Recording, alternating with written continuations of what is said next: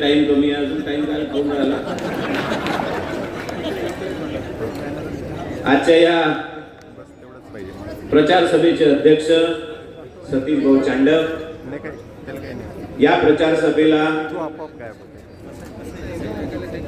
आजच्या सभेला शेखरजी सावरबांदे जे नागपूर महानगरपालिकेचे माजी उपमहापौर होते ते सुद्धा या सभेला आले.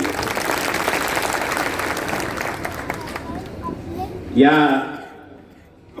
सभेला उपस्थित माननीय माजी गृहमंत्री अनिल बाबू देशमुख, आताच उपस्थित झालेले शेखरजी सावरबांदे माझे मित्र आहेत, आम्ही सोबत आंदोलन केले आहे. आणि या मंचावर उपस्थित सर्व उमेदवार तथा मान्यवर, या गावातील उपस्थित माझे मतदार बंधू आणि भगिनी,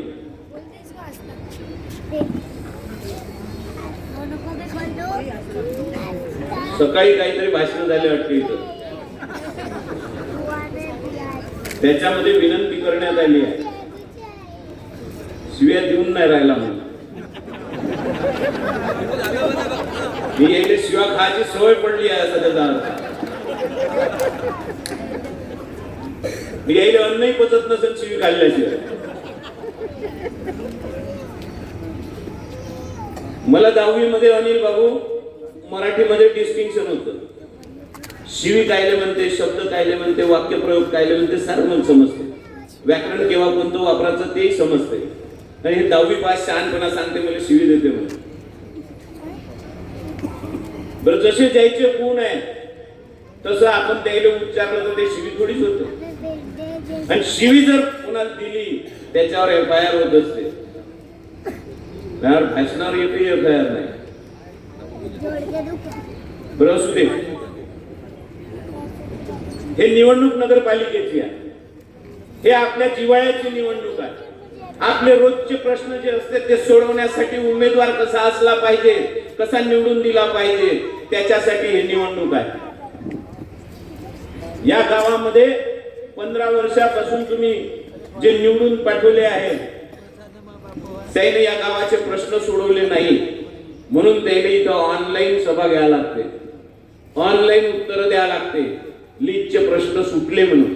बरं, सुटले मग हे ना आज सांगितलं सीएम साहेबांनी तिथं ऑनलाईन सांगितलं का म्हणजे जे काही लिस्टचा प्रश्न असेल तो मी सोडवणार. हे नाही सांगितलं का कोणाची सत्ता आल्यावर सोडवणार. तुम्ही माझी जरी सत्ता आणून दिली तरी सीएम साहेब सोडवणार असा त्याचा अर्थ घेतला तर काही गैर होत नाही. सीएम कोणत्या पार्टीचा असते का? आमदार कोणत्या पार्टीचा असते का? मंत्री कोणत्या पार्टीचा असते का? तुम्ही जर सत्ता कोणाच्या हातात दिली तर तो तुमच्यासाठी कार्य करणारा आहे का नाही आहे, तुमच्यासाठी रस्त्यावर उतरणारा आहे का नाही आहे, तुमच्यासाठी काम करणारा आहे का नाही आहे, का दिवस निघाल्यापासून ठोकणाऱ्या मारणारा आहे, याची तुलना तुम्ही मतदानाच्या आधी केली पाहिजे. म्हणून तुम्हाला सांगतो का जे 15 वर्ष तुम्ही चुका करत आले त्या चुका पुन्हा करू नका. मी एक वचनी माणूस आहे. मी वचन देतो ते पूर्ण करण्याचा प्रयत्न करतो. जे वचन देतो ते पाळण्याचा प्रयत्न करतो. जे वचन देतो तेच वचन देतो जे मी पूर्ण करू शकतो. या गावामध्ये अनेक प्रश्न या सत्तेमध्ये प्रलंबित आहेत. लिस्टचा प्रश्न असेल, लिस्टचा कोणता प्रश्न आहे? तुम्ही अध्यक्ष राहिल्या व्यापारी संघाचे, काही वर्ष तुम्ही व्यापारी संघाचे अध्यक्ष होते. लीज मध्ये हे पूर्ण बाजार लाईन येते, काही प्रलंबित आहे. तुम्ही ज्या ज्या सीओ कडे ज्या ज्या लिस्टचे प्रश्न घेऊन गेले त्या रिन्यू नाही झाल्या, झाल्या का नाही झाल्या? खोटे प्रचार करणारे लोक, हे खोटं नाटक सांगणारे लोक, हे कोळे आहे ना, सुधाकर कोळे, हे माझे मित्र आहे, माजी आमदार. त्याच्या लग्नात गेले होते, तिथे येणं तिथं निवेदन दिलं म्हणून ऍक्टिंग करून व्हिडिओ फोटो काढलाय. लग्नात निवेदन देते का कोणी? दिखावा, नाटक. अरे एवढाच कळवळा होता तर 15 वर्षात लीजचा प्रश्न काऊन नाही सोडवला? एवढं जर समजत होतं का सारी सत्ता आपलीच आहे, कधी अनिल बाबू पुढे होते, कधी भाजपमध्ये गेले, कधी मधात कंदील घेतला, तरी तुम्ही त्याच्या याच्या सत्तेच्या मागे फिरत राहिले. मग सत्तेमध्ये असताना तुम्ही नागर नगरपालिकेची सत्ताही भोगली, तेव्हा तुम्ही काऊन नाही प्रश्न सोडवले? हमको विकास करना है, हम विकास करते हैं, विकास हमारे सिवा हो नहीं सकता. त्याने सांगितलं कोण का कमळावर बसून लक्ष्मी येते, म्हणजे काय लक्ष्मी वाटणार आहे का तुम्ही? काय भाषण करून राहिले? आचारसंहिता आहे, आचारसंहितेमध्ये इलेक्शन कमिशनचं लक्ष आहे का नाही आहे? लक्ष्मी येते म्हणजे काय पैसे वाटणार आहे का? वाटा, माझ्या गावचा नागरिक मतदार हा विकाऊ नाही आहे, हे मला माहित आहे. माझा गाव माझ्या पाठीशी उभा आहे. मी ज्या ज्या वार्डामध्ये चाललो आहे तिथे एकच नारा आहे, भाऊ सीट आली आहे. फरक किती आहे हा 3 तारखेला दिसणार आहे. गाव इमानदार आहे, विकाऊ नाही आहे. गावाला बदल पाहिजे आहे, हे वातावरण आहे. सकाळी 300 रुपये रोजानं बायान माणसं आणले तरी एवढे लोक नव्हते. इथून शेवटचं टोक दिसत नाही, इकडे लोक आहे, याही साईडला लोक आहे. आणि एकही माणूस एकही रुपया न देऊन आलेला आहे. या गावामध्ये 15 वर्षापासून अनेक प्रश्न आहेत. हे सांगते विकास केला, हे सांगते खूपच यायनं काम केलं. यायनं जे समोरचा रस्ता आहे त्याच्यामध्ये डिवायडर होतं. अनिल भाऊ का पहिले एवढं होतं, पुन्हा त्यानं विकास केला ते एवढं झालं. मग पुन्हा विकास केला त्याने त्याच्यात गवत लावलं. मग पुन्हा विकास केला, गाय गवत खाते म्हणून जाळी लावली. मग पुन्हा विकास केला, जाळी काढली, गवत काढलं, चौकडीत टाईल्स चेकर टाईल्स लावल्या. मग पुन्हा विकास केला त्यानं, ते टाईल्स काढलं आणि त्याच्यात झाडं लावली. त्याला पाणी टाकलं. मी त्याला म्हटलं का झाडं मोठे झाल्यावर जे रस्त्याच्या मधोमध आपण लाईट लावले आहे त्याचा अंधार पडून उजेड पडणार नाही. ती यायला उजेड पडायचंच नाही आहे. यायला अंधारातच तर करायचं आहे सारं काही. ते उजेड पडणार नाही तो आपण खंबे बदलले म्हणून. खंबे एक वेळा यायला झाडाला पाणी टाकू टाकून गवताले पाणी टाकू टाकू सोडवले आणि ते खंबे बदलाचं काम पडलं. यायला एक काम 10 वेळा केल्याशिवाय मन भरत नाही, कारण ठेके घरात राहते, घरातून कमाई होते. आणि तुम्ही जर 10 वेळा एकच काम करत असाल तर तुम्ही विकास केला म्हणाल का? त्या गावाच्या गल्ली बोळात जा, पूर्ण गाव ओसाड पडलाय, कचरा पडलाय आणि वस्त्याचे हाल हाल आहे. हे विकासाच्या गोष्टी सांगणारे हे जे इथं डांबर पडला आहे ना, डांबराचा लेअर आहे, हा मुंबईमध्ये पडते. हे माझ्या कारकिर्दीमध्ये सँक्शन झालेलं आहे. हे सिमेंटचे रस्ते उखडत होते, यायचे काळे धंदे केलेले, भ्रष्टाचार केलेले या डांबराखाली मी झाकले आहे. आणि हे इमानदारीचं काम माझी सत्ता नसताना दुसऱ्यानं केलं.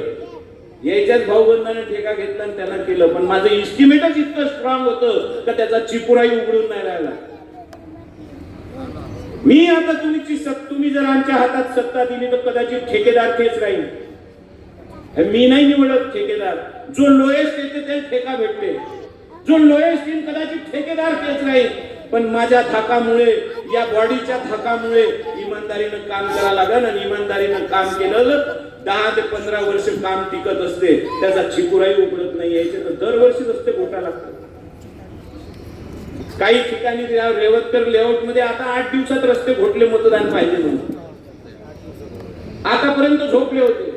जसा माणूस सापडून तसे आश्वासन देते. जसं इलेक्शन आलं का त्याचं कॅबेज चाले हे विसरून जाते. इलेक्शन आलं का खांद्यावर हात ठेवते. त्याची भाषा ताबडतोब इलेक्शन आल्यावर बदलते. यायनं या गावामध्ये कोणता विकास केला मी तुम्हाला सांगणार. या गावामध्ये 74 मध्ये वीरेंद्र बाबूच्या हाती सत्ता आली होती. तर वीरेंद्र बाबूच्या हाती सत्ता आली तेव्हा 3 शाळा होत्या नगरपालिकेच्या. वीरेंद्र बाबूने विकास करून त्या 3च्या 13 शाळा केल्या, एक कॉन्व्हेंट केली 14वी. आणि माझी सत्ता जेव्हा या गावानं दिली तेव्हा मी इथं 11वी 12वी ज्युनियर कॉलेज उघडण्याचा प्रयत्न केला. उघडलं एवढ्यासाठी का वीरेंद्र बाबूची जी इच्छा होती, गरीबातला गरीब पोरगा कमी फी मध्ये शाळेमध्ये शिकला पाहिजे, शिक्षण घेतलं पाहिजे, प्रायव्हेट स्कूल उघडले नाही पाहिजे. याच्या कारकिर्दीमध्ये सगळ्या प्रायव्हेट स्कूल सुरू झाल्या आहेत. प्रायव्हेट शाळा अतोनात फी आहे तिथं. गरीबातला गरीब पोरगा या शाळेमध्ये सरकारी शाळेमध्ये शिकला पाहिजे म्हणून मी 11वी जे उघडली त्याचं 4,500 4,500 रुपये फी ठेवली होती. याने त्याच्यामध्ये सुद्धा भ्रष्टाचार केला. कन्सेप्ट नावाच्या स्कूल सोबत टायअप करून 2-2 लाख रुपये विद्यार्थ्यापासून वसूल केले. हे फी वाढवून फक्त श्रीमंताचं पोरग तिथं शिकू शकते, गरीबाचं झोपडपट्टीतलं पोरग तिथं शिकू शकत नाही. या विकास त्याने केला. आणि ज्या शाळा यायच्या कारकिर्दीमध्ये बंद पडल्या होत्या त्या 11 मध्ये मला जेव्हा सत्ता या नागरिकांनी दिली तेव्हा मी त्या अर्ध्या शाळा सुरू करण्याचे प्रयत्न केले. आज पुन्हा काय परिस्थिती आहे? आज 9 वर्षापासून इलेक्शन नाही आहे का? 9 वर्ष सत्ता यायच्या पाशी आहे. कारण वरची सत्ता यायच्या जवळ, प्रशासक यायचाच आहे, सीओ यायच्याच मतानं काम करते. याच्याही आधी यायची सत्ता होती. यानं विकास जर केला म्हणते तर 1 नंबर शाळा बंद करून पडली, 4 नंबर शाळा बंद आहे, 5 नंबर बंद आहे, 6 नंबर बंद आहे, आयडीपीच्या 7 नंबरच्या दोन्ही शाळा बंद आहे. 8 नंबरचे 12 विद्यार्थी 1 नंबर मध्ये शिफ्ट केले, 8 नंबर बंद आहे. 9 नंबर मध्ये 22 विद्यार्थी आहे, 10 नंबर बंद आहे, 11 नंबर बंद आहे. यावेळी विकास यायच्या शिक्षणाचा. ज्या वीरेंद्र बाबूनं गरीबातला गरीब पोरानं पेपर वाचला पाहिजे, या देशामध्ये काय घडून राहिलं त्याचा अपडेट सकाळी घेतला पाहिजे म्हणून जे वाचनालय उघडले, यायनं ते वाचनालय सगळ्या मोहल्ल्यातले बंद केले. यायचा विकास. तुम्ही माझी सत्ता जर आणाल तर या गावामध्ये एक सीबीएसई स्कूलचं पॅटर्न सुरू आहे आजकाल. त्याच्याकडे धाव लोकांची इंग्रजी मीडियम कडे जास्त आहे. सीबीएसई स्कूल उघडण्याचं नगरपालिकेचा मानस आहे ते उघडून दाखवणार. जे मरदछाया या शाळेवर आलेली आहे त्या शाळा पुन्हा रिवाईव्ह कशा होतील, तिथं पटसंख्या कशी वाढेल याचे प्रयत्न करू. मराठी मीडियम मध्ये ऍडमिशन नसेल भेटत तर लोअर इंग्लिश तिथं सुरू करून लोअर इंग्लिश मध्ये ऍडमिशन घेऊ. पटसंख्या वाढली तर शिक्षक लागते, रोजगार आपोआपच तयार होते का नाही भाई? मागच्या वेळी आपण असाच रोजगार दिला होता. पटसंख्या वाढवायचे टार्गेट आपण मास्तरांनी दिले होते, मास्तरांनी ते टार्गेट पूर्ण केले. विद्यार्थी वाढले म्हणून शिक्षक वाढवा लागले. मग आपण कॉन्ट्रॅक्ट बेसिसवर शिक्षक लावले होते का नव्हते लावले? हे गाव सफाईसाठी सफाई कर्मचारी कमी पडते म्हणून एवजदार घेतले, तेही नवीन लावले. त्याला सुद्धा एवजदारीमध्ये काम दिलं. हे रोजगार देण्याचं काम मी केलं आहे त्या काळामध्ये. आणि या नगरपालिकेमध्ये वीरेंद्र देशमुखांना जर नोकऱ्या दिल्या असेल शेकडो तर मी सुद्धा नोकऱ्या देऊ शकतो हे म्हटलं होतं. म्हणून मी या पद्धतीनं काम दिलं. आणि जे चरणसिंगच्या काळामध्ये पार्क ठेक्यानं देत होते, मी एकाच ठेकेदाराला हबीब नावाचा कॉन्ट्रॅक्ट देत होते. 35 का 40 लाख रुपये त्याला ठेका देत होते. 35 पार्क सांभाळाचा. त्याला पाणी म्युन्सिपालिटीचं टँकर टाकले. म्हणजे काय? फुकटात पैसे घे, बिल काढ, आधे तेरे ना आधे मेरे, चालू दे. हे बंद करून मी माझ्या हाती जेव्हा तुम्ही सत्ता दिली तेव्हा 35ही पार्कासाठी नवीन जे होतकरू पोरं आहे, ज्याचा जो रोजगार नाही आहे, शिकून तयार आहे, कास्तकाराचेच पोरं आहे, अरे ज्याला बगीचे पोसता येते, ज्याला बगीचे फोडता येते, ज्याला पेरणी करता येते, त्याला साधं गवत नाही उगवता येत का?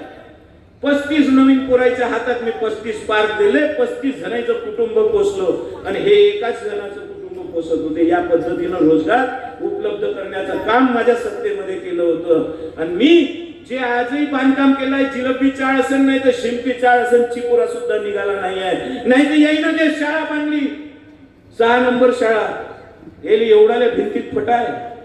स्टोरी माहिती आहे बाबूरावजी त्याची? मी माझ्या कारकिर्दीमध्ये ई लर्निंग सुरू केलं. ई लर्निंग सुरू केलं म्हणजे डिजिटायझेशन केलं. जो शिकला असेल त्याला समजते डिजिटायझेशन कायले म्हणते. तर म्हणून यानं माझी सत्ता केल्याबरोबर जे बिल्डिंग होती ते पाडून टाकली. काय करून राहिला म्हटलं तर डिजिटल स्कूल बांधून राहिलो मी. जसा काही ह्या चिप्स लावणार होता तिथं इलेक्ट्रॉनिकच्या आयसी वगैरे. बिल्डिंग काय ना बनते? गिट्टी, रेती, माती, सिमेंट, त्याच्या पलीकडे काहीच नाही लागत. पण डिजिटल स्कूल बांधून राहिलो म्हणजे काय?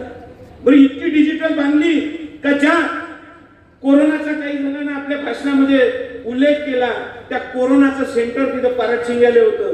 ते पारट शिर्याचं सेंटर आणि येईल तिथं जायला लागेल, खालतूच कोरोना यायला होऊन जाईल बा या धाकान ते सेंटर बंद करून टाकलं, लोकांची सेवा करणं बंद करून टाकलं. म्हणलं लोक कुठं जाईल. SDO साहेबांनी आम्हाला फोन केला का कसं करायचं काय करायचं, आम्ही त्याला सुचवलं का यायनच नवीन शाळा बांधली आहे 6 नंबर, तिथं तुम्ही कोरोनाचं सेंटर उघडा. म्हणून ते पाहणी करायला गेले. ते त्याचा फोन आला तिथूनच, साहेब कोण बांधली जी म्हणे शाळा. म्हटलं काऊन, कोरोनानं नंतर पडन मरण म्हणून लोक भीत पडन तर ताबडतोबच मरतील म्हणजे, इतकं सुंदर कन्स्ट्रक्शन आहे म्हणजे. म्हटलं आता काय उपाय आहे, तुम्ही सेंटर उघडा, आपण बेड भाड्यानं आणू, कसेही आणू आणि ऑक्सिजनची उपलब्धता करू. कमीत कमी हॉस्पिटलमध्ये बेड भेटायच्या आधी काही पर्यायी सोय असली पाहिजे म्हणून आम्ही तिथं सेंटर सुरू केलं. ते सेंटर बंद पडलं. याची डिजिटल स्कूल तर सुरूच झाली नाही, विद्यार्थी त्याच्या शाळेमध्ये होतेच नाही. पण त्याच्यानंतर एक घटना धंतोलीमध्ये घडली. कुत्र्यानं लचके तोडून एक पोरग मारलं. त्याच्यामध्ये कुत्र्याची नसबंदी करायसाठी या शाळेचा निवड झाला. तेव्हापासून त्या शाळेचं नाव 6 नंबर शाळा नाही, कुत्र्याची शाळा आहे. कुत्रे पोसासाठी यांनी इतके लाखो रुपये खर्च केले. हे या पद्धतीचा विकास पाहिजे का तुम्हाला? कुत्रे शिकवायचे शाळेत, कोरोना शिकवायचे. हे असे भिंडोक माणसाच्या हाती तुम्ही सत्ता देता. तुम्ही जर आमच्या हातात सत्ता दिली तर या गावामध्ये एक महिलांसाठी स्पेशल जिम उघडण्यात येईल. मी तुम्हाला वचन देऊन राहिलो. कारण आपल्या इच्छा बाया काही एवढ्या फॉरवर्ड नाही का जेंट्सच्या सोबतच व्यायाम करायला जातील. शिफ्ट मध्ये ते जाऊ शकत नाही. म्हणून एक स्पेशल जिमच महिलांसाठी आपण पोरीसाठी महिलांसाठी अलग करू, हे तुम्हाला मी वचन देतो.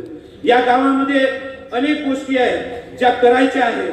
या गावात सगळ्यात मोठा प्रॉब्लेम असेल तर तो पार्किंगचा आहे. या बाजारामध्ये, या बाजारामध्ये मोठं पार्किंगचं संकुल बांधून जे दुकानदार आहेत त्यांनाही सुटसुटीत रस्ता मिळाला पाहिजे. जे गावातून येणारे लोक आहेत त्यांनाही सुटसुटीत रस्ता मिळाला पाहिजे. त्याच्यामुळे पार्किंगचं निर्माण करू. आणि जे टपरीवाले आहेत, जे ठेलेवाले आहेत, त्याला जो कोणी येते त्याला उचलण्याच्याच मागे राहते. कधी नवीन PI येते हो त्याच्या मागे भिडते, कधी नवीन CO येते हो त्याच्या मागे भिडते, कधी इलेक्शन येते ते त्याच्या मागे भिडते. उगाच चाले यहाँ से, नहीं तो वोट दे मेरे को, होते ना. हा प्रश्न नेहमीसाठी सोडवण्यासाठी जसे मी बाजार म्हणजे त्या ग्रामीण रुग्णालयाच्या बाजून 5-5 हजारात दुकानं दिले होते, तसे टपरीवाल्याला वचन देतो. त्याच्यासाठी मी ते स्लॅब बांधलं होतं पार्किंगचं मान्यता आहे त्याला. आणि त्याची मान्यता आता त्याच्यात आपण अप्लिकेशन गव्हर्नमेंट कडे करू आपल्याजवळ सत्ता आली म्हणजे. आणि तिथे व्यापारी संकुल उघडू जिथं 10-10 हजारामध्ये 5-5 हजारामध्ये गरीब टपरीवाले दुकानं देऊन टाकले. या महागाईच्या काळात देऊन टाकले. एवढ्यासाठी का या बाजारात येण्या जाण्यासाठी अडचण नाही झाली पाहिजे. हे इच्छे उचलूनही आपण तिकडे ठेवू शकतो का नाही ठेवू शकत नाही. बाईजी करायची मनात तयारी राहिली तर काही करू शकते माणूस. करायचंच नसेल, सत्ताच भोगायची असेल, मालच कमवायचा असेल तर तुमच्या आमच्या प्रश्नाची काही लेनदेन राहत नाही. आम्ही लोकांसाठी झटणारे आहे, आम्ही लोकांसाठी भांडणारे, लोकांसाठी रस्त्यावर उतरणारे आहे. आम्ही जे बोलतो ते करून दाखवतो. तुम्हाला एक वचन दिलं होतं गुजरी चौकाच्या सभेमध्ये का मी याच्यानंतर तंबाखू खाणार नाही. लोकांची शपथ घेतली म्हणून ते शपथ पाळली. त्याच्यानंतर तंबाखूला हात लावला नाही. अनिल भाऊ इतका वचन पाळणार आहे मी. त्याच्यानंतर माझी सत्ता तुम्ही दिली होती, त्याच्यानंतर माझं डिस्क्वालिफिकेशन झालं. मला तुम्ही न्याय द्या. कोर्टानं न्याय दिला नाही, कोणच न्याय दिला नाही. मी हतबल झालो. मला वाटलं तुम्ही न्याय द्याल म्हणून मी आपली टीम उभी केली. त्या टीम उभी केली आणि ते तुम्ही त्याच्यातून उत्तर द्या मतदानातून अशी अपेक्षा होती मला. आणि तुम्ही माझी पुन्हा सत्ता द्या वर्षभरासाठी हे मला अपेक्षा होती. पण ते तुम्ही पाडले. त्यातले 2च निवडून पाठवले, बाकीचे पाडून टाकले. त्याच्यानंतर इलेक्शन झालं, त्याच्यानंतर माझी बायकोही पाडली, तुम्ही पाडली. तेव्हा मी तुम्हाला वचन दिलं होतं गुजरी चौकात, राहुल देशमुख याच्यानंतर नगरपालिकेचा उमेदवार म्हणून तुमच्या दारात मत मागायला जिंदगीभर येणार. आताही संधी होती नगरपालिकेचा उमेदवार बनायची. साऱ्याचं म्हणणं होतं याच वार्डातून उभे राहा तुम्ही, उद्या त्या धनतोलीच्या वार्डातून या, नाही धनतोलीच्या वार्डातून, धनतोलीच्या वार्डातून तुम्ही असले पाहिजे. तुम्हाला जर बळकट आपला पक्ष करायचा असेल, पॅनल आपलं बळकट करायचं असेल, तर तुमच्यासारखा बोलणारा भांडणारा तिथं माणूस पाहिजे, तो तिथं सभागृहामध्ये गेला पाहिजे. म्हटलं नाही, मी लोकांनी वचन दिलं आहे, एक दिल्ली तिचीच तर इच्छा नव्हती आणि तिलाच तर उभं करायचं नव्हतं, तरी तुम्ही म्हटलं का खर्च एक पाहिजे म्हणून दिल्ली एक कॅन्डिडेट, दुसरा कॅन्डिडेट मी देणार नाही, मी उभा राहणार नाही. मी अजूनही उभा नाही राहिलो. तुमच्यासाठी इथं नगरपालिकेमध्ये मत मागायला मी 2011 मध्ये आलो होतो, तेव्हापासून माझ्या स्वतःसाठी मत मागायला मी तुमच्या दारात आलेलो नाही. त्याला आज 14 वर्षाचा काळ झाला आणि पुन्हाही येणार नाही. पुन्हा एक शब्द देतो, आता पुन्हा पाडा केले, माझ्या घरातून एकही माणूस उभा राहणार नाही म्युन्सिपाल्टी. तुम्हालाच नाही पाहिजे, तुम्हाला काय आग्रह आहे? मला काय सत्ता चाटायची आहे का? ते सत्तेविषयी मला काही प्रेम आहे का? मग तुमचा कळवा आहे, तुमचे प्रश्न सोडवा वाटते, स्वतः एकटं राहून सोडवू शकत नाही. सत्तेची साथ असली तर ते प्रश्न सोडवणं सोपं जाते. सत्ता जर असली तर आपल्या मताने ठराव घेऊ शकतो, आपले प्रश्न सोडवू शकतो. त्याच्यासाठी आग्रहाची विनंती असते, तुम्हाला काय आम्हाला निवडून द्या.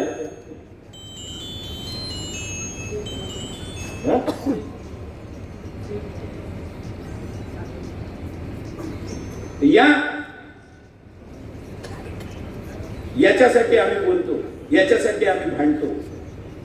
नुसता गावामध्ये निवडून आला पाहिजे आणि सत्ता म्युन्सिपाल्टीची भेटली पाहिजे, मग मी ठेकेदारी करीन आणि मग मी विकास करीन, मग मी बांधकाम करीन, एवढ्या पुरत्याच नगराध्यक्ष असते.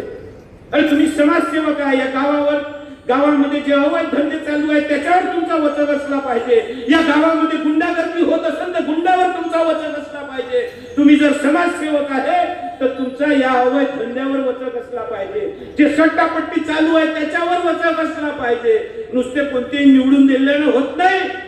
बरबाद तुमची पिढी होऊन राहिली आहे, गांजात तुमची पिढी फुकून राहिली आहे, इथं सट्टापट्टी तुमची नवीन पिढी लावून राहिली आहे आणि बरबाद तुमचे कुटुंब होऊन राहिले आहे. माझ्या बापाचं काही नाही चाललंय. आणि हेच मी 8-10 दिवसापासून बोलून राहिलो का गांजाचं प्रमाण या गावामध्ये जास्त आहे. त्याची दखल त्या पोलिसांनी घेतली तर त्या पोलिसांचे कौतुक करावं असं वाटते. पण त्याने जे पकडले आहे ते फक्त मोहरे आहे, कुणाच्या इशाऱ्यावर चालणारे आहे. हा तपास करण्याची गरज आहे. त्याच्यावर SIT बसवायची असेल तर बसवली पाहिजे. नुसते तेवढेच नाही, हे भाजपचे जे सत्ताधारी आहे आणि भाजप यायला पाहिजे आहे तर याच्या जवळ जर पैसे असेल, मोठमोठ्या गाड्या येत असेल, मोठमोठे बंगले जर हे बांधत असेल तर कोणीच मेहनतवाला एवढं काही कमावू शकत नाही. यायनं कुठंतरी तोंड काळं केलं आहे हे शंका आपल्या मनात आली पाहिजे. आणि हे आता आपला गांजा पकडला, एका सरपंचाजवळ एवढे पैसे कुठून आले, बंगला कुठून बांधला, प्रत्येक खोलीत AC कुठून लावला, हे चर्चा त्या डोरली भांडवलमध्ये आहे. आणि त्याचे हित संबंध गडापर्यंत येते का अजून कोणापर्यंत येते का स्टेशनापर्यंत जाते, हे याचा सखोल अभ्यास झाला पाहिजे. आणि त्याचा गुन्हेगार जो असेल त्याला अटक झाली पाहिजे, तरच आपल्या गावामधल्या अवैध धंद्याचा वचक बसल. आणि हे निवेदन देण्यासाठी अनिल बाबूंना आम्ही तिथं पोलीस स्टेशन मध्ये गेलो होतो का कोणाच्याही प्रेशरला मान्य करू नका, कोणाचंही प्रेशर इथं झिटकारून लावा का आम्हाला इकडून तिकडून फोन येऊन राहिले, आमचा तपास सुरू आहे, आम्ही इमानदारीनं तपास करू आणि जो दोषी असेल त्याला आम्ही अटक करू हे वचन घेतलं पोलिसांकडून, तेव्हा तिथून वापस आलो. या पद्धतीचं काम पाहिजे का नाही पाहिजे? चालू द्यायचे गुंडागर्दी गावात, अवैध धंदे गावामध्ये, पिढी बरबाद करण्याचं काम सुरू आहे. या गावामध्ये CCTV लावू आम्ही, जसा शब्द दिला तसंच.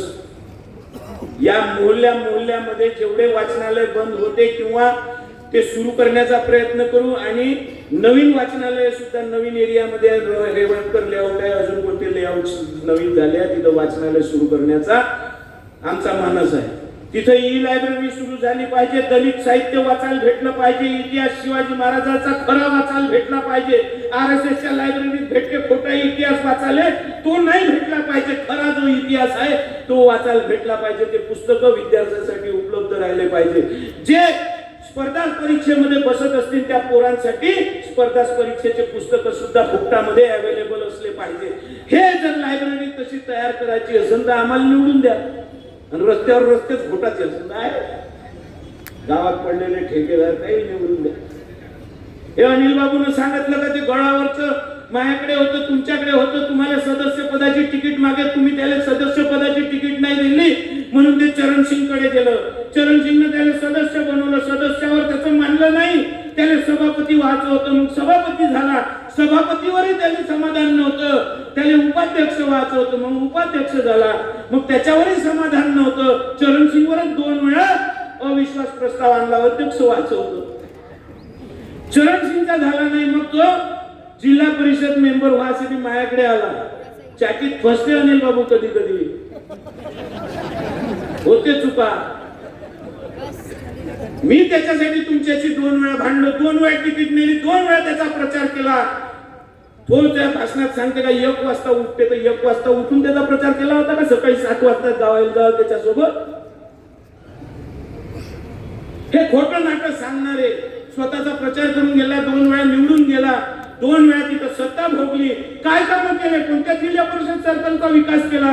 याईनं ठेकेदार पद्धती सुरू केली. जिल्हा परिषद मध्ये स्वतःच ठेकेदार झाले. याईनं पैसे इतके कमावले का घरावर कवेलू टाकले. ते शो वाले तिथचं डेव्हलपमेंट घराचं द्यायचं होऊन गेलं. या 5 वर्षांमध्ये 3 गाड्या बदलल्या. आज 50 लाखाच्या गाडीत फिरते. माझी गाडी मोठी होती, ते लहान होऊन गेली. त्या खेळण्यासारख्या गाडीत फिरतो मी. ज्याला निवडून पाठवलं त्याच्याजवळ 50 लाखाच्या गाड्या आहे. हे भ्रष्टाचार करून द्यायचं तिथं आटोपलं नाही. आता तिथं स्कोप नाही राहिला, तिथं आरक्षित झाली जागा. म्हणून आता काय करायचं, तर नाव पुन्हा बदलवून इकडे आणलं. हे कुणाच्याच बापाचे नाही. हे सत्तेसाठी हपापलेले इकडे तिकडे पळणारे आहे. म्हणून यायला एक मार्ग दिसला की नाही, आता काही झालं, मशीन ऐकते सुटे का काय होते, वातावरण भाजपच्या विरोधातच राहते, पण निवडून भाजपच येते. म्हणून ह्याच पक्ष बरा आहे, इथं घुसलं तरच आता मोठं पद भेटणार आहे, म्हणून भाजपमध्ये घुसले आणि अध्यक्ष पदाचे स्वप्न पडू लागले. मोठमोठे प्रचार केले, मोठमोठे बॅनर लावले. आता अध्यक्ष तोच होणार आहे असा आविर्भावात उद्घाटन केले, भूमिपूजन केले आणि या गावामध्ये प्रचार सुरू केला. पासा पलटला, जेंट्स लेडीज झालं. मी फोन उचलला, समीरने फोन लावला, घालून म्हटलं साडी. आता वय उभा काढून दे इच्छा तुझी अध्यक्ष व्हायची. तर हे असे संधी साधू लोक जर तुम्ही निवडून देत असाल तर हे स्वतःचा स्वार्थ पाहणार, तुमच्या आमच्या स्वार्थात फायद्याचा कधीच विचार करणार नाही, स्वतःच्या स्वार्थाचा विचार करणार. हे गुंड प्रवृत्तीचे माणसं निवडून द्यायचे आहे का? बाकीचं आपल्याला बोलता येईल. फक्त एक शालार्थ आयडीचा तर सगळ्यांना घेतलंच आहे. एक महत्वाची गोष्ट बोलतो. माझ्याविषयी चर्चा सुरू केली होती की मी भाजपमध्ये जाणार. कोणाचा बाप मला विकत नाही घेऊ शकत. पैशाच्या आमिषानं नाही आणि पदाच्या आमिषानं नाही. वीरेंद्र देशमुखाची औलाद आहे. 2 वेळा भाजपची आमदारकीची तिकीट आली, 2 वेळा लाट मारून ठोकरावली. आमदारकीची तिकीट झाली, ऑफर झाली आशिष देशमुखाच्या आधी, आता चरणसिंगच्या आधी. ते स्वीकारले नाही मी. तर मी या नगरपालिकेने बायकोले अध्यक्ष करायचं आहे म्हणून जाणार आहे का? मी जाऊ शकत नाही, मरेपर्यंत जाणार नाही. याईनं खूपच त्रास दिला तर मी राजकारण सोडून देईन अनिल बाबू, पण मी भाजपमध्ये आयुष्यभर जाणार नाही. मी विचारसरणीची लढाई लढतो आणि विचारसरणीतच ज्यात माझा जन्म झाला त्या विचारसरणीत मी मरणार आहे. मग त्याच्यानंतर त्यानं संदीपची चर्चा सुरू केली का संदीप जाणारा. 3 मिटिंगा झाल्या, पूर्ण फायनल बोलणं झालं आहे.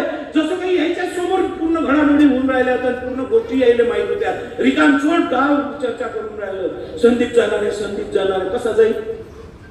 जेव्हा मी डिस्क्वालिफाय झालो, संदीप विरोधी पक्ष नेता होता, तेव्हा इथं RSSचा का कायचा तरी भाजपचा कार्यक्रम होता तळ्याच्या पायरीवर. बावनकुळे साहेब आले होते. बावनकुळे साहेबांनी त्याला गाडीत बसवून घेऊन गेले. तेव्हा म्हटलं का तुला अध्यक्ष करतो महापालिकेत ये. तेव्हा संदीपनं नाही म्हटलं. जेव्हा स्वतःचं पद घ्यायचं होतं तेव्हा संदीप नाही म्हणून राहिला. आता बायकोने अध्यक्ष करायसाठी जाणार होता का भाजप? एवढाही विचार करता येत नाही. आणि ते म्हणत असेल सत्ता त्याच्या जवळ आहे, त्याच्या जवळ सत्ता असल्यामुळे साऱ्या सह्या त्याच्यात चालते. तर मी तुम्हाला सांगतो माझेही संबंध एकनाथजी शिंदे सोबत आहे, माझेही संबंध बावनकुळे साहेबांसोबत आहे, माझेही संबंध फडणवीस साहेबांसोबत आहे. आणि तुमच्यासाठी विकास जर करायचा असेल तर लाचार बनून फंड मागण्यासाठी आमदाराच्या दारातही मी जाऊ शकतो. हो जर नाही म्हणून फंड देण्याला तर तुम्ही विचार करता का त्याला गावावर किती प्रेम आहे. आणि तुम्हाला मी विकास करून दाखवीन. माझ्या वडिलांना बिना फंडाचाच विकास करून दाखवला. नगरपालिकेच्या इन्कमच्या भरोशावर मी सुद्धा विकास करून दाखवू शकतो हे तुम्हाला माझे आश्वासन देतो. येणाऱ्या 2 तारखेला मतदान करा. ज्याचं नारळ चिन्ह आहे त्याला नारळला मत द्या, ज्याचं तुतारी चिन्ह आहे त्याचं तुतारीचं बटन दाबा. भरघोस मतदान निवडून द्या. जिकडे तिकडे फिरून राहिलो भाऊ तुमची सीट निघाली आहे काय की खालचं माहित नाही. एक सीट निवडून येत काही होत नाही. पॅनल येईन तर ठराव पास होईल. पॅनल आलं पाहिजे म्हणून सर्व पॅनल तुम्ही निवडून दिलं पाहिजे एवढी विनंती करतो आणि माझे 2 शब्द संपवतो. वर नारळ, वर तुतारी. धन्यवाद.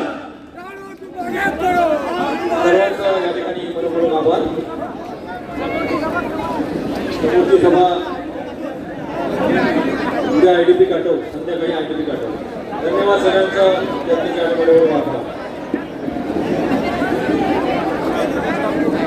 आयडीपी काटो उद्या सभा आहे.